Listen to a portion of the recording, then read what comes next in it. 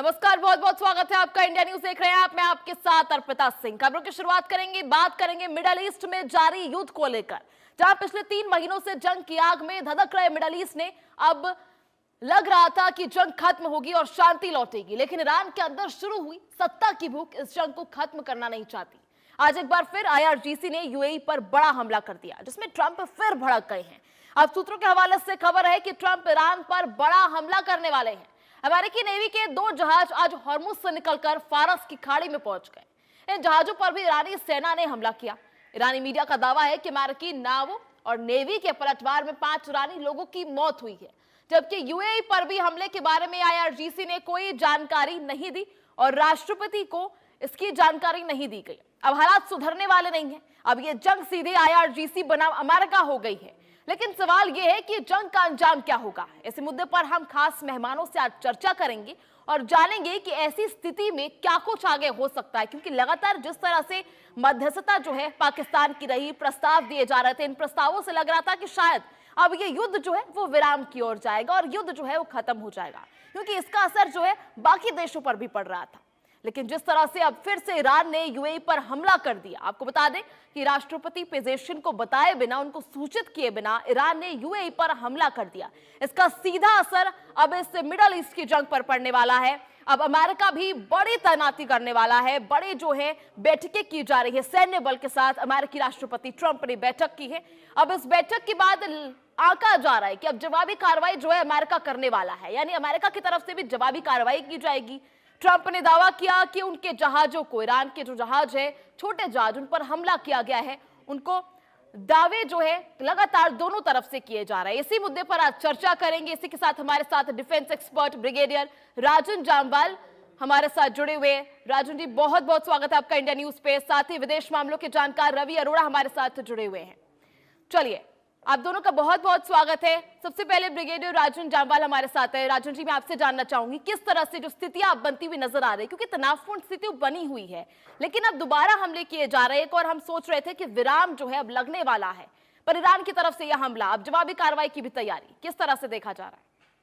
देखिए, आप और कुछ मीडिया चैनल वो बोल रहे थे कि युद्ध विराम लगने वाला है। मैं आप ही के चैनल पे कम से कम 3-4 बार बोल चुका हूं कि ये विराम नहीं होने वाला, बिकॉज ऑब्जेक्टिव्स नहीं समझ रहे। और मतलब कि क्या प्रेडिक्शन गलत हो जाती है जब आप युद्ध के मकसद को ही ना समझ पाओ। तो ये युद्ध जो विराम था, ये विराम नहीं था, ये टैक्टिकल पॉज था। दोनों तरफ से टैक्टिकल पॉज था। अमेरिका के टैक्टिकल पॉज के कारण अलग थे, ईरान के अलग थे। अमेरिका नॉट सिर्फ अपने जिसको बोलते हैं लॉजिस्टिकली रीप्रिपेयर कर रहा था, मतलब जितने मिसाइल चले गए, ये वो उनकी रिप्लेसमेंट है ना, मोर देन दैट वो एक इंटरनल डिसेंशन क्रिएट करने की कोशिश कर रहा था, उनके मिलिट्री और पॉलिटिकल लीडरशिप में एक तरफ, और उनके मिलिट्री लीडरशिप के अंदर भी आर्टिश और आईआरजीसी के अंदर एक तरफ, जिसमें वो काफी अभी जो हालत नजर आ रहे हैं उसमें सक्सेसफुल रहा है। बिकॉज अभी जैसे आपने बताया कि आईआरजीसी ने हमला किया बिना पॉलिटिकल और लीडरशिप को बताए हुए, सो ये डिसेंशन क्रिएट हो चुकी है। उन्होंने एंगेज किया पॉलिटिकल लीडरशिप को इस्लामाबाद में बुला के, और मिलिट्री लीडरशिप को वो कंटिन्यूसली थ्रेटन करते जा रहे थे। तो एक कॉन्फ्लिक्ट मतलब डेवलप किया गया, प्लस उसके बाद और भी अंडरकवर एक्शन होते हैं वो सब उन्होंने लिए। So end of the day एक डिसेंशन क्रिएट हो गई है, और ये हमला जो होना जरूरी है, क्योंकि इसके बाद ही ट्रंप जब चाइना जाएंगे, कि वो चाइना जाना चाहते हैं from A position of strength. Position of strength में मतलब कि ईरानियन मिलिट्री उस लेवल तक डिग्रेड हो गई हो कि वो पॉलिटिकल लीडरशिप की बात सुने। नो, ये पॉसिबल है तभी जब एक और जो मतलब अभी तक जितने हमले हुए हैं उनसे कई गुना भयंकर हमला अगर होगा, जो होने वाला है। एंड सडनली मतलब श्योरली ये मतलब 17 मई जब अभी तक का जो प्लान है, ट्रंप जाएंगे चाइना जी जिनपिंग से मिलने, उससे पहले ये हमला होगा। ये बात मतलब यही इससे मतलब निकाला जा सकता है। ईरान ने प्रीएम्प्ट किया है एक किस्म का, उसको भी पता है मिलिट्री को कि ये हमला आज या कल होने वाला है। तो उससे पहले उसने एक प्रिएम्प्टिव अटैक किया है, ताकि ऐसा ना हो कि भी ऐसा हमला हो कि भी हमारे पास रिटेलिएटरी कैपेबिलिटी ना बचे। तो उससे पहले हम जो डैमेज कर सकते हैं वो कर दे। तो ये देखो, मिलिट्री थिंकिंग में ये नॉर्मल बात है कि अगर आपको लगता है कि हमला होने वाला है, सो आप इनिशिएटिव लेते हो और आप उससे पहले हमला कर देते हो। एक बार आपको पक्का पता लग जाता है कि हमला होने वाला है, तो मतलब लाइक बोलते हैं ना, offence is the best form of defence, वही ईरान कर रहा है। और इस हमले से दो चीजें हुई। एक, अभी यूएस जो करेगा उसको मतलब एक किस्म का बहाना मिल गया, जस्टिफिकेशन मिल गई कि देखो हम तो ब्लॉकेड करके ही बैठे थे, इकोनॉमिकली जो भी कर रहे थे, पर मिलिट्री एक्शन इन्होंने स्टार्ट किया, अब हम इनको सिखाएंगे। और वो उस पोजीशन में है कि वो सिखा सकें। ईरान इजराइल पूरी तरह से रीआर्म हो चुका है। इनके जो जितने भी मतलब एयर बेसिस या एस्कॉर्ट शिप्स और मेन जो एयरक्राफ्ट कैरियर्स हैं वो रीआर्म हो चुके हैं। तो ये हमला अभी किसी भी वक्त हो सकता है। ईरान ने भी क्यों किया, ईरान भी समझ रहा है कि ये जंग हमारे और उनके बीच नहीं है, ये जंग में सऊदी अरेबिया और यूएई मतलब प्रोपोनेंट्स हैं। वो शुरू से शामिल है और वो इस जंग का हिस्सा है, वो ही बैंक रोल कर रहे हैं। जिस प्रकार हम क्या बोलते हैं ना, प्रॉक्सी लगा रहे थे हमास और ये मिला के, इस बार की जंग में सऊदी अरेबिया और यूएई की प्रॉक्सीज हैं, इजराइल और अमेरिका। बिकॉज उसके बिना ये हमला नहीं हो सकता था। हाँ, इजराइल का अपना फायदा बहुत ज्यादा था इसमें, तो इजराइल ने तो विलिंगली अमेरिका को भी खींच लिया उसमें। अदरवाइज ओरिजिनल डील इजराइल और सऊदी अरेबिया के बीच में हुई थी। और ये दुनिया फिर बढ़ रही है, जैसे मैंने आपको पहले बताया था शॉर्ट में, दो डेफिनेशंस की तरफ। एक क्या बोलते हैं ना, रीडिफाइनिंग दुनिया के एनर्जी रूट्स, और दूसरा redefining Islam as a moderate religion, Arabian union की तरफ, कि भी एक यूनियन ऑफ अरेबियन स्टेट्स, उसकी तरफ अरेबिया बढ़ रहा है। यूरोपियन यूनियन की तरह एक union of Arabic Arabic states, जिसमें ईरान ऑफ कोर्स हिस्सा नहीं है, वो एक अलग सिविलाइजेशन है। ये आपने देखना जब अनफोल्ड होगा ना, ये जो रेत में अंग्रेजों ने लाइनें खींच के रखी थी ना सेकंड विश्व युद्ध के बाद, छोटे छोटे देश, वो देश रहेंगे ऐसे, पर एक विश्व बड़ी यूनियन में led of course by Saudi Arabia, ये एग्जिस्टेंस में आएगा। बस इसी तरह बढ़ रहा है। यही दोनों इसके एम थे, और ये एम तब तक नहीं हासिल हो सकते जब तक ईरान नहीं बदली होता। तो इसलिए युद्ध हुआ।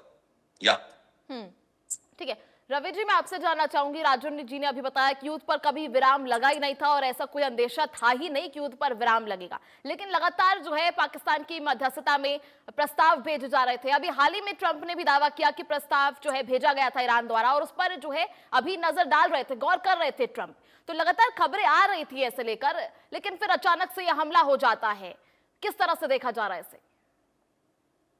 जी बिल्कुल, यह सच है कि युद्ध विराम के कोई मायने नहीं, कारण कि अमेरिका कभी भी उन शर्तों को नहीं मानेगा जो ईरान लगातार मांग रहा है। और जो 14 सूत्री उसने अपनी शर्तें रखी हैं, उसको पूरी तरह से अमेरिका नकार रहा है। डोनाल्ड ट्रंप उनसे नहीं मानने वाले, यह स्पष्ट था।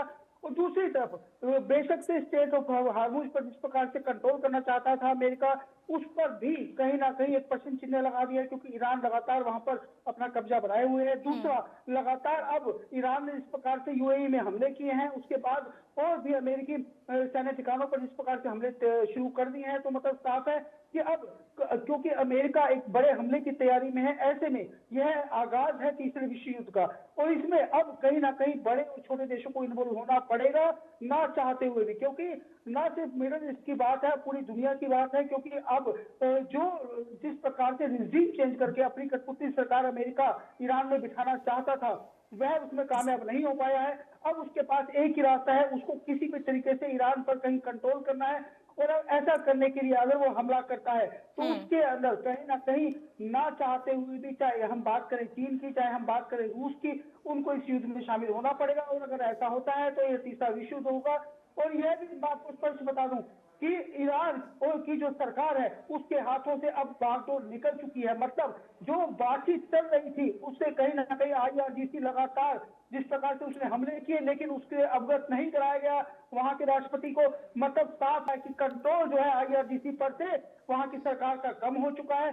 तो ऐसे में यह स्पष्ट है कि आईआरजीसी पे कंट्रोल किए बिना इस युद्ध को रोका नहीं जा सकता। और ऐसे में अमेरिका की भी एक बड़ी मजबूरी है कि उसे अपने इस चैलेंज को कहीं ना कहीं इस चैलेंज को समझते हुए ईरान पर हमला करना पड़ेगा। और अगर हमला होता है तो यह युद्ध की शक्ल लेगा और ऐसे युद्ध की शक्ल लेगा जो शायद मिडिल ईस्ट में नहीं पूरी दुनिया के अंदर एक बड़ा तबाही का सबब बनने वाला है। और अब शायद चंद 1 या 2 दिनों के अंदर कुछ बड़ा डिसीजन अमेरिका ले सकता है। अगर ऐसा होता है तो यह तय है कि एक बड़ी तबाही ईरान में आएगी। और आईआरजीसी लगातार क्योंकि आईआरजीसी भी कभी भी बिना जिस प्रकार की शर्तें अमेरिका रखता है उनको नहीं मानने वाली और ना ही ईरान कभी मानने वाला है। तो ऐसे में यह बात जो युद्ध विराम की बेशक से चल रही थी, बेशक से पाकिस्तान ने प्रयास किया, लेकिन यह वार्ता पूरी तरह से पहले दिन से ही विफल होती नजर आ रही है।